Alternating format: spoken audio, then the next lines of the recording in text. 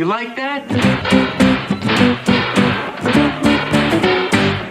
This is quite a feast for a true Seagalian. Rare shots of Steven taking hits from stuntmen, a real wig instead of a penguin cap on his head, and finally the secret is revealed how the action star ended up shooting on deadly ground, and then embarked on the path of non-violence for an entire year. Steven Seagal had a spiritual sort of crisis. We're all kind of non-violent guys. First up is Nico Tonelli, the one-man army, sticking to the good old classics. Steven stands in his boss's office, doing his signature fidgety dance from one foot to the other. There, to his surprise, he learns that apparently you can't go around punching people whose guilt hasn't been proven yet. Ever hear of a little thing called the Bill of Rights? Steven hadn't heard of any Bill, unless we're talking about Bill the Dancer, if you know what I mean. In his turn, in response, he pulls off a move straight out of his acting school playbook. I caught these two guys with 3 kilos of What do you think they were doing with it? Making shark for girls' softball games. And this guy wouldn't be so shocked by the magnificent acting performance if he knew, just like we do, that... The most important thing in acting is to not act, you know. But the boss is unaware of this and decides to demote Nico instead. So now he is stuck waiting as Steven awkwardly fumbles around, trying to fish out his badge and gun from his pockets. And for the next joke, they set up an entire room just to let Seagal to show off in front of yet another girl. A little less action than you're used to, huh, Nico? Yeah. Who's there cracking up so loudly? This lady is definitely not amused, and Steven really delivered a solid smack on this guy's face. If you listen closely, you can even hear the slap. Yeah.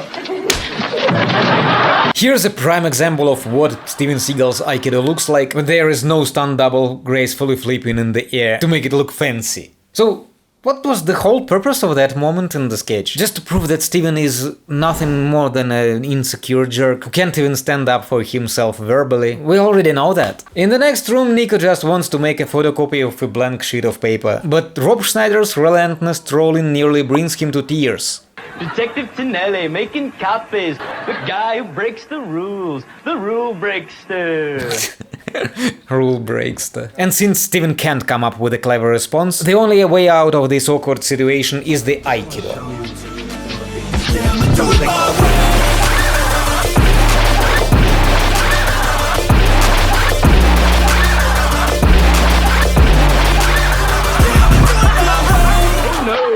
Meister, throw him through the copy machine. Because he follows Zen. Because he only picks fights with people who are half his size. That's exactly why Steven grabs Rob by the leg and unleashes empty threats in his impotent rage.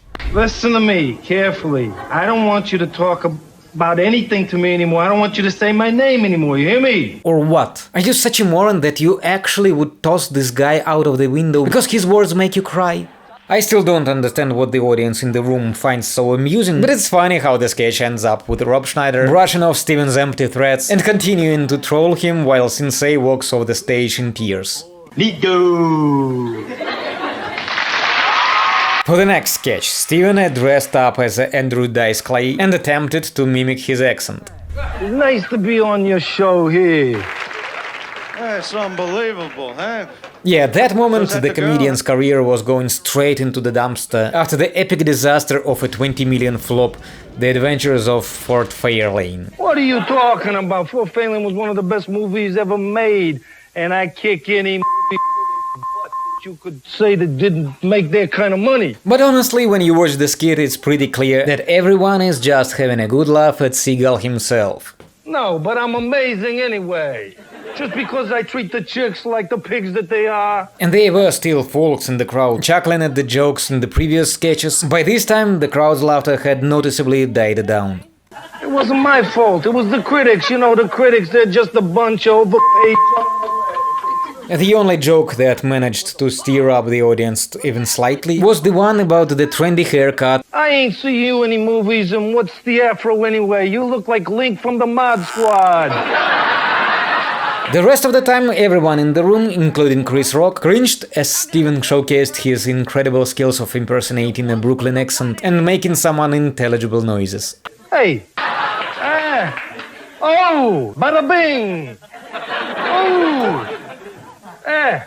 And now we are getting closer to the climax of the episode, the longest and most epic sketch. It's quite possible that this almost mini-movie served as inspiration for the creation of the legendary On Deadly Ground, the very movie that kick-started the downward spiral of the great savior of the planet into the world of straight-to-the-video movies. Austin Powers, dressed up as a Chinese thinker, delivers meaningless and profound speeches in the presence of the true guru in the Red Room. Well, anyone who knows what it is knows perfectly well that you should never turn on the light during photo development.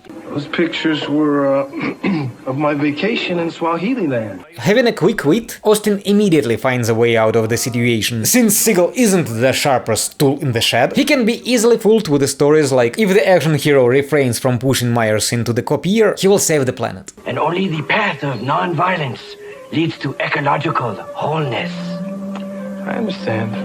And apparently Steven got so deeply affected by the words of parody character that several years after he nearly messed up an entire movie based on them. Steven Seagal had a spiritual sort of crisis. He decided that he doesn't want to kill people anymore in movies. The problem is, I play a serial killer and I grab a priest and I threaten to blow his head off, and then Steven comes in and ends up murdering me. And he came up to me and he had that cool persona that, so, what do you think about this scene? I think it would probably be better if I don't kill you. I think it's just bad that we keep putting this violence into the world. Well, Glimmerman still ended up being a total disaster and bombed in the box office, but that's a whole different story. In the sketch, for some reason, Steven randomly transformed into Greenpeace photographer and decided to hide in a closet.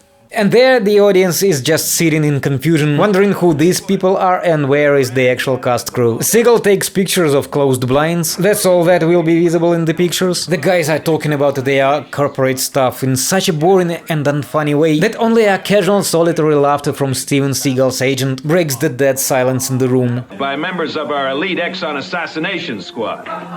Yes, Amos. Bush on the phone. I'm in a meeting. He's been waiting over an hour. Well, good one. This goes on forever until Steven, finally, comes out of the closet. Thank you. And then the absurdity escalates to a whole new level. Seagal, as usual, nods his head and shifts restlessly from foot to foot. I've got evidence. Photographic evidence. Oh yeah? Which ones are they? I've got a picture of you saying that this oil spill will be the granddaddy of them all. And perhaps the most interesting, a picture of you listening to the President of the United States on speakerphone as... At that moment, it seemed to me that things were heading towards absurd humor, since, you know, it's impossible to take photos of a conversation. That's why I got really confused when they, with all seriousness, started explaining to him that, well, it wouldn't fly in court. I'll just say we were talking about something else. Such as...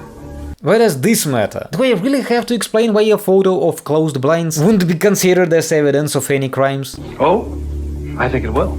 No, it wouldn't. Maybe. But the press will be very interested to know why the President of the United States was talking to you on the speakerphone. You've already tried to say that. And you might think that it's some kind of joke, but no. They are seriously discussing that the photos can prove... Well, I'll just say it wasn't the president on the phone, but somebody else. Such as? With all seriousness, in the deafening silence of the room, accompanied by suspenseful music, the director goes on and on saying, we'll just say we're talking about something else. We'll just say that wasn't president calling but someone else. And Steven hypnotizes the audience by swaying like Kaa the Python and keeps repeating, maybe. Such as... At some point, stuntmen approach the master of Aikido and suddenly they make the wildest dream of any stuntman who had worked with the great one ever come true. Huh? You like that?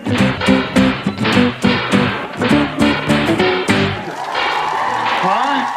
You like... Okay, after some time Steven betrays his spiritual ideals for, like, the most basic reason. The corporation is gonna get away with a smaller fine for trashing the planet than he had hoped for. What? Now that makes me violent. Look at this action scene. Look at it and laugh. The Aikido master kicked out the entire cast of SNL show because they couldn't pull off those flashy flips from his fake martial arts moves. He called in some badass stunt dudes specifically for that. And in the end, we're just here having a blast watching him straight up push people around in different directions. This is what happens when you pollute the planet. No. This happens when you pay slightly less money for pollution. Out of all sketches in that evening, this one is the most idiotic, boring and Seagalistic in the worst possible way. Well, overall, Seagal was banned from SNL and seemingly earned the title of the worst host ever for good. Till the next time. Cheers.